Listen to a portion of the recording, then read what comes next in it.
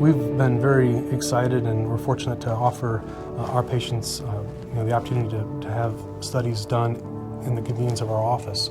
And we offer 2 studies in the office. One is what's called esophageal manometry. It's a transnasal catheter that's passed that allows us to evaluate problems with the esophagus and issues with the function of the esophagus. Esophageal function testing is a broad term that encompasses diagnostic evaluations for gastroesophageal reflux disease as well as swallowing disorders. Now, when you look at gastroesophageal reflux disease, this is mainly a disease of abnormal acid moving from the stomach up into the chest or the esophagus, usually after meals. Historically, the best way that we've had to identify this from a diagnostic standpoint is the passage of a small wire through the patient's nose that's positioned in the lower part of the esophagus. There's a pH sensor on the end of the wire that is continuously recording the pH level. This is an ambulatory study where the patients go home with this wire in place.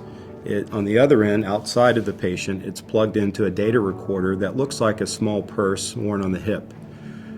This information then is collected the next day and uploaded to the computer, and we can see changes to the pH in the esophagus. When the pH drops to less than 4, or there's more acid coming into the esophagus, this indicates the patient is having abnormal reflux. Now today, we have wireless technology. So during an upper endoscopy, a patient is sedated and an endoscope is passed into the esophagus, and we're able to clip on a wireless monitoring device to the wall of the lower esophagus.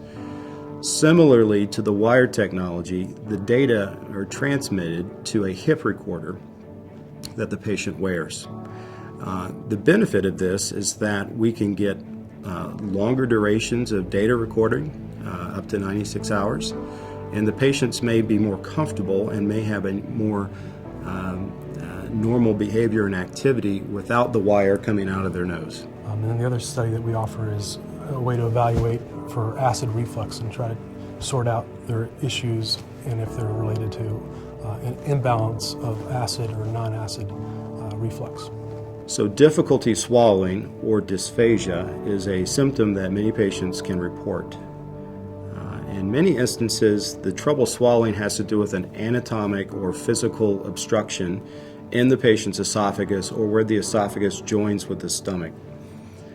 Once this has been evaluated and ruled out, the next more common cause of dysphagia is a motility abnormality. The esophagus is a tube of muscle that massages food all the way down and into the stomach. It's sort of like trying to get the last bit of toothpaste out of a long toothpaste tube. In the cases of dysphagia or motility abnormalities, this process is not coordinated, and the end result is that the food bolus has difficulty making it to the stomach. The way that we evaluate this is we bring the patient to the lab in the office, we numb their nose with lidocaine jelly, and we pass a long flexible catheter that's very thin through their nose and into the stomach. This catheter has pressure transducers lined every centimeter up and down the length of the catheter. The technician squirts 5 cc's of water into the patient's mouth. As they swallow, these pressure transducers can show us a very elegant picture of what's going on with the esophageal contraction. The pictures obtained from the manometry study can help point us in the direction of what the motility abnormality is and what treatments are available.